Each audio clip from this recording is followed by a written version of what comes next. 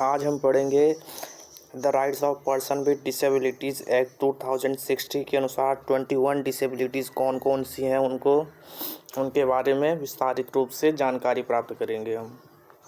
Physical disability है जिसमें locomotor disability होता है। लोकोमोटर डिसेबिलिटी के अंदर leprosy, cured person, cerebral palsy, dwarfism, muscular dystrophy और एसिड अटैक विक्टिम्स, इन डिसेबिलिटीज़ को लोकोमोटर डिसेबिलिटीज़ के अंदर रखा गया है। सेकंड, विजुअल इम्पेयरमेंट जिसमें लो विज़न और ब्लाइंडनेस को रखा गया है। थर्ड है हियरिंग इम्पेयरमेंट जिसमें डेफ और हार्ड ऑफ हियरिंग वाले जो पर्सनस हैं उनको रखा गया। और फोर्थ है स्पीच एंड लैंग्वेज डिसेबिलिटी। फिर नेक्स्ट आता है इंटेलेक्चुअल डिसेबिलिटी जिसमें स्पेसिफिक लर्निंग डिसेबिलिटी और ऑटिज़म स्पेक्ट्रम डिसऑर्डर्स आते हैं। फिर मेंटल बिहेवियर या मेंटल बिहेवियर को मेंटल इलनेस भी कहा जाता है। फिर मल्टीपल डिसेबिलिटी और नेक्स्ट लास्ट है डिसेबिलिटी काउज ड्यू टू, जिसमें क्रोनिक न्यूरोलॉजिकल कंडीशन में मल्टीपल स्क्लेरोसिस और पार्किंसन डिजीज़ आ जाते हैं। और ब्लड डिसऑर्डर में आता है हेमोफीलिया, थैलेसीमिया और सिकल सेल डिजीज़। अब नेक्स्ट है फिजिकल डिसेबिलिटी कहते क्या है।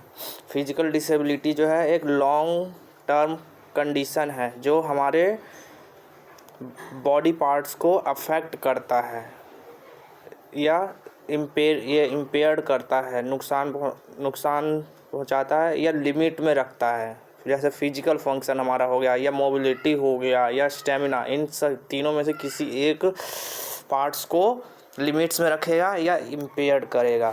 अब लॉस ऑफ फिजिकल कैपेसिटी, हमारी जो फिजिकल कैपेसिटी होगी वो कम हो जाती है या ख़त्म हो जाती है इस कंडीशन में।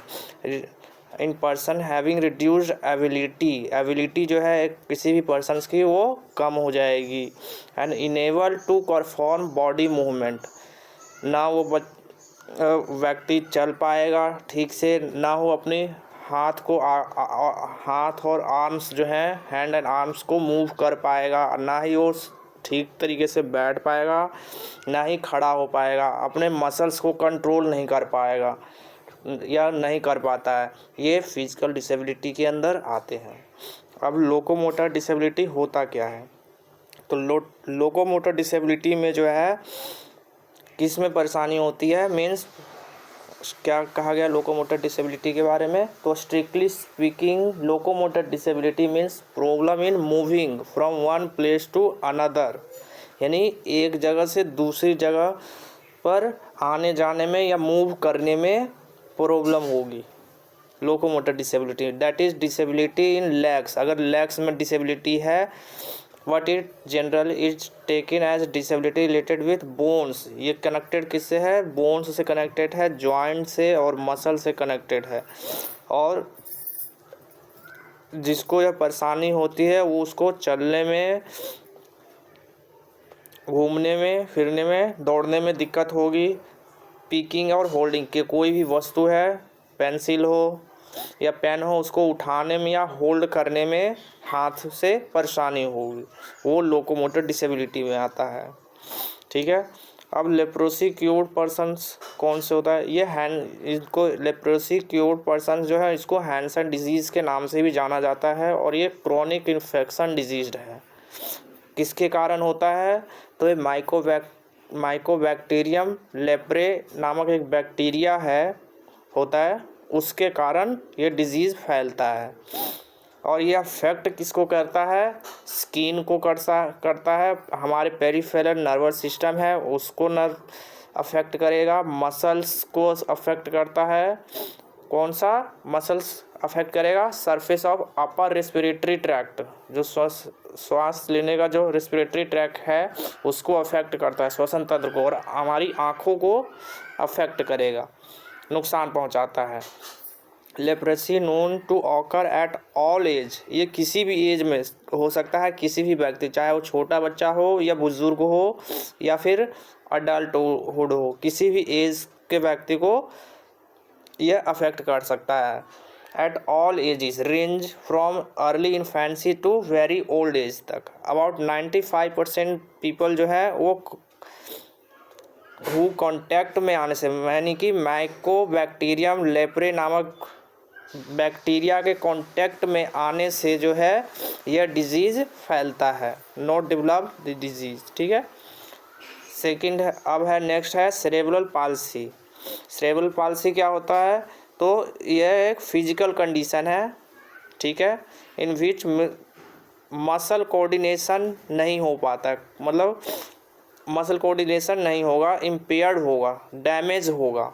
हमारे ब्रेन में डैमेज होने के कारण मसल्स का कोऑर्डिनेशन होता है, जो होता है वो हम ठीक प्रकार से नहीं कर पाते हैं। कोई भी सामान को जैसे पिक करना है, पेन या पेंसिल को, या किसी चीज़ को, बुक को या कॉपी को जो है उठा कर के रखना है एक जगह से दूसरी जगह पे, तो वो हम नहीं कर पाते हैं। इट ऑकर्स एट और बिफोर चाइल्ड बर्थ, ये चाइल्ड बर्थ से पहले भी पता हो सकता है और बर्थ होने के बाद भी। It is not a progressive condition, ये कोई प्रोग्रेसिव कंडीशन नहीं है। Means progressive condition means it does not get worse with time, ये टाइम के साथ बढ़ता नहीं है। ठीक है, एक प्रोग्रेसिव कंडीशन जो होता है जो टाइम टू टाइम बढ़ता जाता है, जैसे जैसे टाइम बीतते जाएगा वैसे वैसे वो डिसेबिलिटी जो है और ज़्यादा बढ़ती जाएगी। लेकिन सीपी में क्या है, सेरेब्रल पाल्सी में है, ये प्रोग्रेसिव कंडीशन नहीं है। बचपन में जितना था वो एडल्टहुड में भी उतना ही होगा, ठीक है, और ओल्ड एज में भी उतना ही डिसेबिलिटी रहेगा। ठीक है, however muscle disease could increase the extend the disability, muscles disease जो होते हैं वो बढ़ जाते हैं इसमें। and extend the disability over a period of time, at present there is no cure available for this condition, आज के समय में इसका क्योर यानी ठीक होने का कोई भी जरिया नहीं है। इस कंडीशन को कैसे ठीक किया जाए, इसका कोई भी ट्रीटमेंट अभी अवेलेबल नहीं है। The cerebral palsy is incurable and lifelong condition at present time, ये पूरी ज़िंदगी भर रहने वाली डिसेबिलिटी है। ठीक है, ड्वार्फिज्म क्या होता है? ये ग्रोथ डिसऑर्डर है, characterised by shorter than average body height, मतलब हमारे बॉडी का जो हाइट है कितना एवरेज होता है, वो 147 सेंटीमीटर होता है। ठीक है, 147 सेंटीमीटर से नीचे का हाइट यानी बिलो 147 सेंटीमीटर रहेगा जिस भी व्यक्ति या बच्चे का हाइट, वो क्या होगा, ड्वार्फिज्म डिसेबिलिटी के अंदर आता है। ठीक है, अकॉर्डिंग टू RPWD 2016 एक्ट। अब मस्कुलर डिस्ट्रोफी क्या है? एक न्यूरोमस्कुलर जेनेटिक डिसऑर्डर है जिसमें क्या होता है, मसल्स जो है वीक पड़ जाते हैं, मसल वीकनेस होती है और कंप्लीटली हमारा जो मसल्स पे कंट्रोल जो होता है वो हम खो देते हैं। Muscular dystrophy is a progressive condition, ये समय के साथ साथ बढ़ता जाएगा। Means it gets worse with the passage of time, मतलब समय के साथ और बढ़ता जाएगा इसमें। Acid attack victims, an acid attack victims means a person disfigured due to the violent assault by throwing of acid or similar corrosive substance, मतलब वह व्यक्ति जिसके ऊपर एसिड से अटैक हुआ हो या एसिड से उसका किसी व्यक्ति का हाथ या पैर या शरीर के किसी भी पार्ट में अगर एसिड से अटैक हुआ है या गलती से बाई चांस अगर जल गया है एसिड से, तब वो जो है एसिड अटैक विक्टिम्स के अंदर आता है। अब है विजुअल इम्पेयरमेंट में दो हैं, एक ब्लाइंडनेस है और दूसरा है लो विज़न। ब्लाइंडनेस किसे कहते हैं? जो टोटली स्टेट ऑफ बीइंग साइटलेस, जो पूरी तरीके से दिखाई नहीं देता है, जिसको टोटली ब्लाइंड जिसे कहा जाता है। A blind individual is unable to see, देख नहीं सकते हैं। It denote the condition of total blackness of vision with the inability of person to distinguish darkness from bright light in either eyes। ठीक है, जो टोटली ब्लाइंड होते हैं वो ब्लाइंडनेस के अंदर आएंगे। लो विज़न क्या होता है? एक ऐसा कंडीशन है, इसमें दो कंडीशंस दी गई हैं। लो विजन्स दो तरह से हैं, ठीक है। एक विजुअल एक्यूटी नॉट एक्सीडिंग 6/18 और लेस देन 20/60, अप टू 3/60 और up to 10/200 Snellen in the better eye with best possible condition. यानी 6/18 से कम नहीं होना चाहिए और 20/60 से अधिक नहीं होना चाहिए।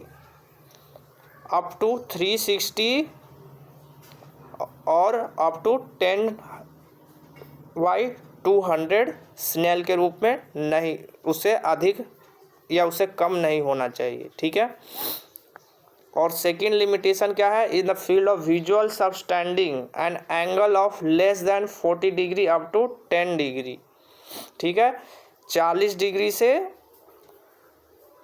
एंगल लेस देन 40 डिग्री, यानी कोई भी वस्तु देख रहे हैं तो 40 डिग्री से कम में जिसको दिखाई नहीं दे रहा है, 40 डिग्री में अगर उससे 10 डिग्री और 40 डिग्री के बीच कोई वस्तु को से दिखाई दे रही है तो वो लो विजन में आएगा, ठीक है। अब हियरिंग इम्पेयरमेंट क्या होता है, तो हियरिंग इम्पेयरमेंट जो है पार्शियल और टोटल दोनों होते हैं। इसमें पार्शियल में मतलब कुछ मतलब हल्के फुल्के आवाज़ सुनाई देगी, और टोटल जिसमें बिल्कुल भी सुनाई नहीं देता है।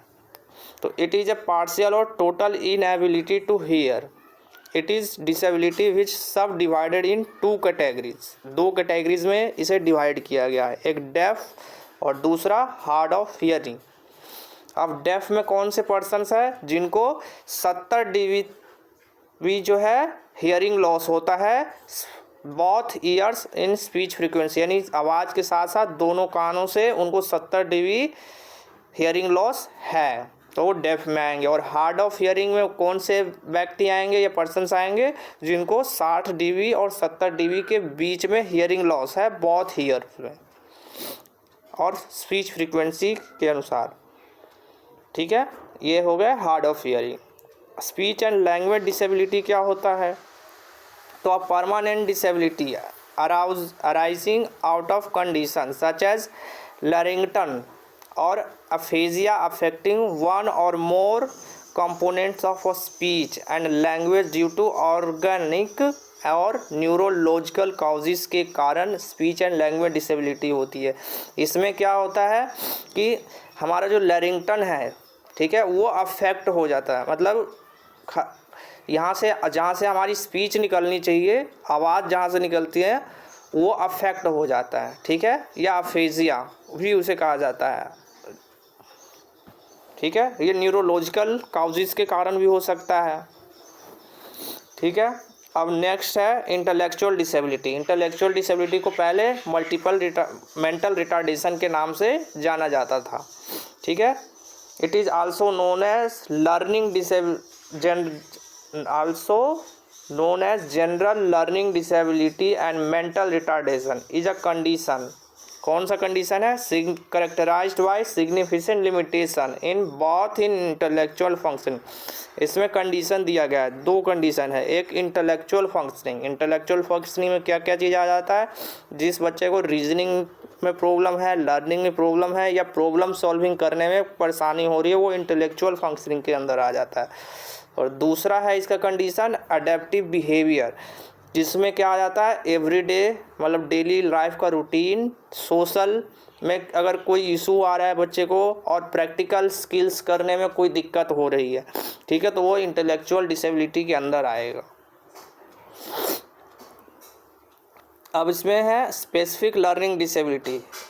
ये it is a group of disability condition that hampers a person ability to listen. यानी स्पेसिफिक लर्निंग डिसेबिलिटी में क्या परेशानी होती है, सुनने में परेशानी होगी, ठीक है, ठीक तरीके से अगर नहीं सुन पाते हैं, ठीक है। एबिलिटी टू लिसन, थिंक सोचने में परेशानी, स्पीक बोलने में परेशानी होगी, राइट यानी लिखने में परेशानी होती है, स्पेल और डू मैथमेटिकल कैलकुलेशन में परेशानी होगी। और कंडीशंस, वन और मोर दीज एबिलिटी में भी हैम्पर्ड, मतलब एक से ज़्यादा भी चीज़ों में परेशानी हो सकती है, ठीक है। मतलब सुनने में, मतलब ए बार किस बच्चे ने अगर ए सुना है या बी, एग्जाम्पल के रूप में लेते हैं बी, ठीक है। अब बच्चा सुन रहा है बी और उसको लिख रहा है डी, तो ये एक लर्निंग डिसेबिलिटी है, ठीक है। उसे कुछ और सुनाई दे रहा है, बी को डी सुनाई दे रहा है, तो ये लर्निंग डिसेबिलिटी।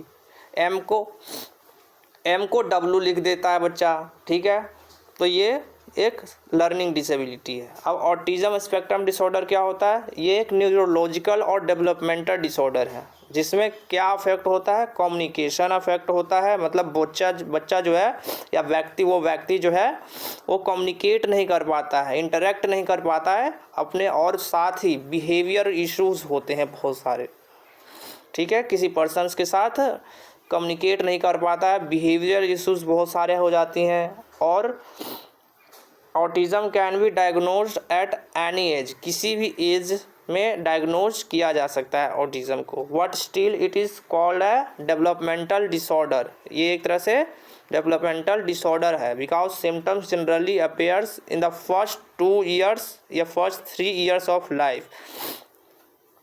इसके सिम्टम्स जो है वो पहले 2 सालों में दिखाई दे जाते हैं कि ऑटिज़म होंगे कि है या नहीं है। Autism affect the overall cognitive, किसको अफेक्ट करता है ऑटिज़म? तो ओवरऑल डेवलपमेंट को अफेक्ट करता है, जैसे कॉग्निटिव डेवलपमेंट है, इमोशनल डेवलपमेंट है, सोशल डेवलपमेंट है, या फिजिकल जो हमारा हेल्थ केयर है, इन सब को अफेक्ट करता है, टोटली अफेक्ट करता है ऑटिज़म। ASD सभी जो ASD वाले पर्सन्स हैं वो इन सभी एरियाज़ में वीक होंगे या परेशानी होगी, किसी भी कार्य को करने में सक्षम नहीं हो पाते हैं। अब मेंटल बिहेवियर या मेंटल इशू इलनेस क्या होता है? It refers to a substantial disorder of thinking, mood, perception, यानी थिंकिंग में परेशानी हो रही, सोचने समझने की क्षमता जो है नहीं होती है, मूड उनका खराब, कभी अच्छा कभी खराब हो सकता है, परसेप्शंस, ओरिएंटेशन में, और मेमोरी उनकी वीक होगी, ठीक है। दैट ग्रोसली इम्पेयर्स जजमेंट, क्या सही है क्या गलत है जजमेंट नहीं ले पाते हैं ठीक से।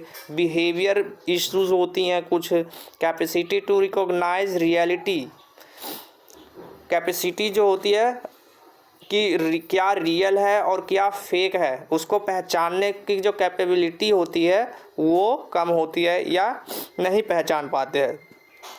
Ability to meet the ordinary demand of life, अपने लाइफ में क्या उनको करना है क्या नहीं करना है ये डिसाइड नहीं कर पाते हैं खुद से।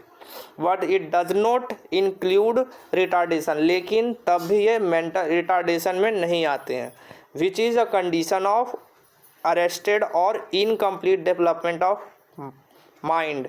ये क्यों होता है? एक कंडीशन है जो इसमें माइंड का डेवलपमेंट जो है पूरी तरीके से नहीं हो पाता है, specially characterised by subnormality of intelligence, यानी बुद्धि की कमी होती है इसमें। अब disability due to chronic neurological conditions में कौन कौन से आ जाते हैं? तो मल्टीपल स्क्लेरोसिस और पार्किंसन डिजीज़, ये 2 तो आते ही आते हैं, साथ में और भी चीज़ें हैं जैसे स्ट्रोक हो गया या फिर एपिलेप्सी हो गया, ठीक है, ये भी क्रॉनिक न्यूरोलॉजिकल कंडीशंस में आते हैं।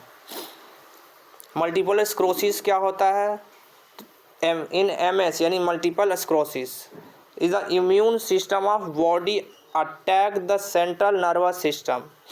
ये हमारे इम्यून सिस्टम को अफेक्ट करता है मल्टीपल स्क्लेरोसिस, और हमारे सेंट्रल CNS यानी सेंट्रल नर्वस सिस्टम को अफेक्ट करता है, जो कि ब्रेन और स्पाइनल कॉर्ड से कनेक्टेड होता है। एज अ रिजल्ट ऑफ इसके बाद क्या होगा? माइनिल सेल्थ नाम का जो एक नर्वस सिस्टम के ऊपर होता है, myelin sheath cover on nerves gets damage. Myelin sheath जो है एक कवर चढ़ जाता है नर्वस सिस्टम के ऊपर, ठीक है, यानी हमारे नर्व्स के ऊपर एक माइलिन सेल्थ नाम कवर चढ़ जाएगा, ठीक है। एक तरह से जैसे सेल्स होते हैं ना बहुत सारे, और बहुत सारे सेल्स जो है उसके ऊपर कवर यानी ढक देते हैं उसको, हमारे न्यूरॉन्स को ढक देंगे, जिस कारण वो डैमेज हो जाते हैं neurons. This exposes the nerve fibres and cause problem in the information flow. हमारे इंफॉर्मेशन फ्लो जो हमारा जो फ्लो होता है इंफॉर्मेशन का, मतलब जितनी क्षमता से हमारे ब्रेन तक, स्पाइनल कॉर्ड से ब्रेन तक जो इंफॉर्मेशन पहुंचने की क्षमता है उसे उस क्षमता से नहीं पहुंच पाता है और उसे डैमेज कर देता है। And flow nerves within a time MS यानी multiple sclerosis can lead to a permanent damage to nerve. और माइलिन सेल्थ के कारण, जब माइलिन सेल्थ जो है नर्व को कवर कर देता है तो वो हमारे जो है नर्व को परमानेंट डैमेज कर देता है, जिस कारण मल्टीपल स्क्लेरोसिस होता है। ठीक है। पार्किंसन डिजीज़, ये भी एक CNS डिसऑर्डर है, यानी सेंट्रल नर्वस सिस्टम डिसऑर्डर है, नर्वस सिस्टम डिसऑर्डर है जो नर्वस सिस्टम से कनेक्टेड है, जो अफेक्ट करता है हमारे मूवमेंट को। Parkinson disease is characterised by tumours and stiffness. हमारे शरीर में स्टिफनेस बढ़ा देगा। एक प्रोग्रेसिव डिजीज़ है पार्किंसन डिजीज़, जो है एक प्रोग्रेसिव डिजीज़ है। जैसे जैसे बच्चा बढ़ता जाएगा या पर्सन्स की एज बढ़ती जाएगी वैसे वैसे पार्किंसन से डिजीज़ जो है वो बढ़ते जाएंगे। Which means that it worsen with time, there is no cure available at present time. इस समय में या भी वर्तमान में जो है इसका कोई भी ट्रीटमेंट अवेलेबल नहीं है। बहुत कम समय, रेयर ही बच्चे बहुत ही कम समय तक ही जीवित रह पाते हैं इस तरह के बच्चे या पीपल्स, पार्किंसन डिजीज़ जिनको होता है। अब ब्लड डिसऑर्डर्स में हीमोफीलिया। हीमोफीलिया क्या है? एक ब्लड डिसऑर्डर है जिसमें किसकी होती है कमी? Lack of blood clotting. Blood clotting जो है नहीं बन पाता है इसमें। And proteins, in the absence of these proteins, proteins की कमी के कारण ब्लड क्लॉटिंग नहीं बन पाता है। ब्लीडिंग गज ऑन, यानी ब्लीडिंग जो है होते रहेगा, रुकता ही नहीं है कभी। Goes on for on longer time than normal, मतलब एक नॉर्मल टाइम जैसे 2 से 3 मिनट एक नॉर्मल टाइम है कि 2 से 3 मिनट में जो है हमारा जो ब्लड जो है वो रुक जाता है। पर इसमें क्या, अगर एक बार कट लग गया शरीर में किसी भी पार्ट में तो ब्लड रुकता ही नहीं है।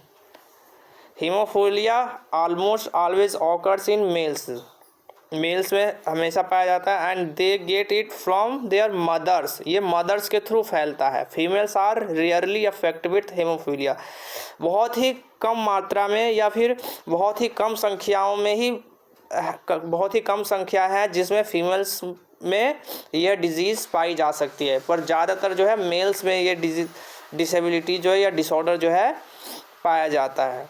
ठीक है। और होता किससे है? लैक ऑफ प्रोटीन्स, ठीक है, और ब्लड क्लॉटिंग होती रहेगी इसमें। थैलेसीमिया क्या है? ये एक जेनेटिक प्रॉब्लम्स है, डिसऑर्डर है या जेनेटिकली इनहेरिटेड ब्लड डिसऑर्डर है, जिसमें क्या होता है? एबनॉर्मल हेमोग्लोबिन या फिर हेमोग्लोबिन की कमी हो जाती है, जिस कारण यह थैलेसीमिया नामक बीमारी या डिसऑर्डर होता है। Haemophilia, haemoglobin is a protein found in RBC। Haemoglobin कहाँ पाया जाता है? RBC में पाया जाता है। और haemoglobin is responsible for carrying oxygen around the body. Haemoglobin ही वो का जो काम है या रिस्पॉन्सिबिलिटी है जो ऑक्सीजन को लेकर जाती है संपूर्ण बॉडी में, हमारे पूरे शरीर में जो है हेमोग्लोबिन ही जो है वो ऑक्सीजन पहुंचाता है।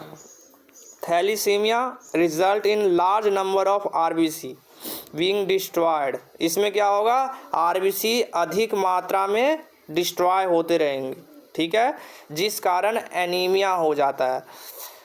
Person affect with thalassaemia will have pale skin या पाल स्किन, पीला स्किन हो जाता है।